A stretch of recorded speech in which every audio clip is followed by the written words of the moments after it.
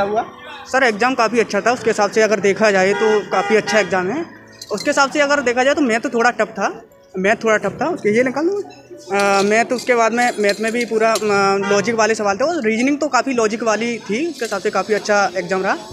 हाँ, कितने क्वेश्चन किए आपने? अब मेन बात है उसके हिसाब से टाइम देखो, the beautiful leads to chicks I become more beautiful date की with the facility of time, क्योंकि जो टाइम का इतना मोस्ट इम्पोर्टेंट ध्यान है वो भी काफ़ी दिया था। उसके साथ में टाइम को अगर सपोज करो टाइम एक तरीके से अगर देखा जाए तो टाइम बहुत इंपॉर्टेंट रहा वहाँ पर, और थोड़ा टाइम अगर और होता तो उसके हिसाब से 2-4 क्वेश्चन रह गए थे, उसके हिसाब से वो भी कितने किए अभी आपने? होता। मैंने मतलब उसके हिसाब से किए 78 क्वेश्चन। 78? हाँ, उसमें से 78। सारे क्वेश्चन देख लिए 100? हाँ 100 नहीं, मतलब उसमें से श्योर है, मतलब मेरे समथिंग 75, अगर मेरे ओबीसी के 75 जाती है तो उसके हिसाब से 75 समथिंग हो जाते हैं। कौन सा अटेम्प्ट है आपका? मेरा फर्स्ट अटेम्प्ट है। हाँ जी, उसके हिसाब से तैयारी कर रहे थे? मैं भी मतलब समथिंग 7-8 महीने हो गए मेरे, उसके हिसाब से। हाँ नहीं, ऑनलाइन थी मेरी।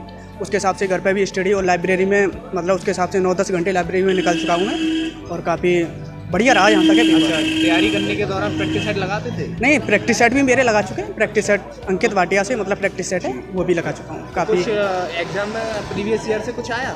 नहीं, प्रीवियस ईयर से मतलब बहुत क्वेश्चन मतलब उसके हिसाब से जीके के थे।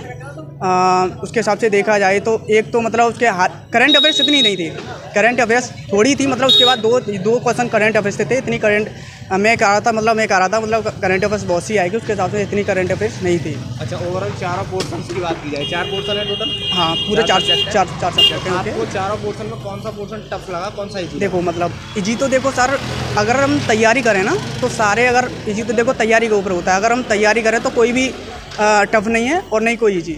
अगर तो तैयारी का उसके हिसाब से 4 सब्जेक्ट की, उसके हिसाब से मैथ का ये मेरा उद्देश्य ये है, थोड़ा मैथ का थोड़ा कैलकुलेशन वाला था, उसके हिसाब से और भी अटेम्प्ट वो अच्छा हुआ है। अच्छा, पोर्शन वाइज बात कर लेते हैं। हाँ जी। 25 में से इंग्लिश में कितने किए?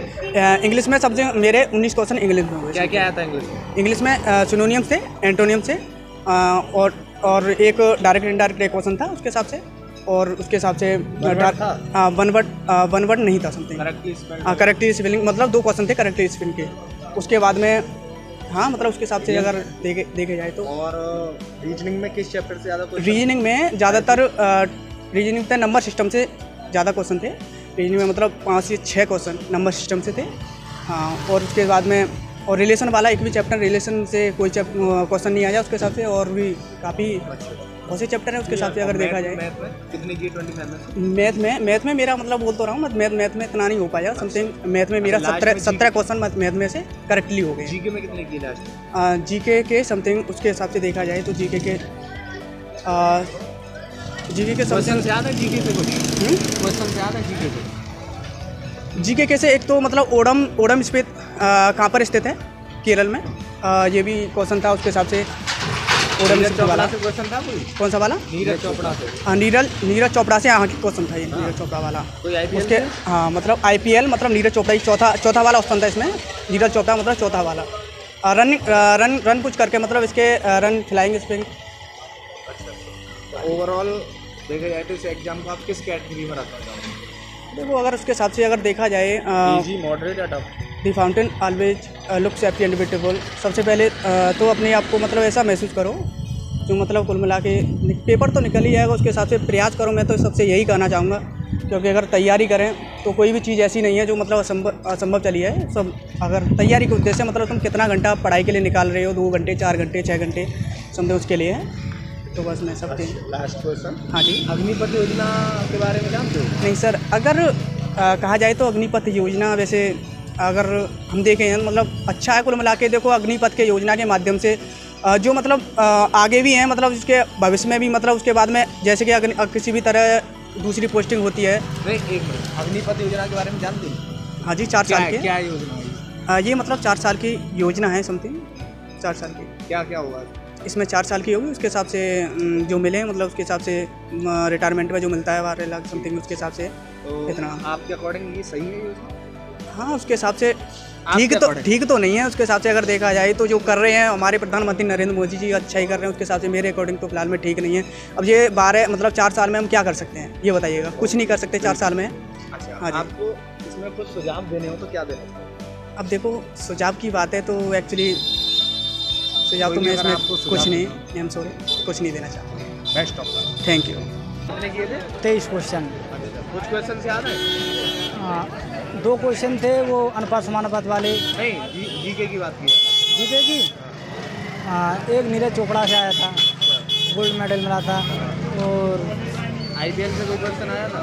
नहीं, आईपीएल से नहीं, वही था नीरज चोपड़ा वाला। और वो था वो बक्सर का युद्ध कब हुआ था 1764 में। वो था ये कोई नृत्य वगैरह से आया था? हाँ, नृत्य आया था। नृत्य आया था भांगड़ा, पंजाब का है।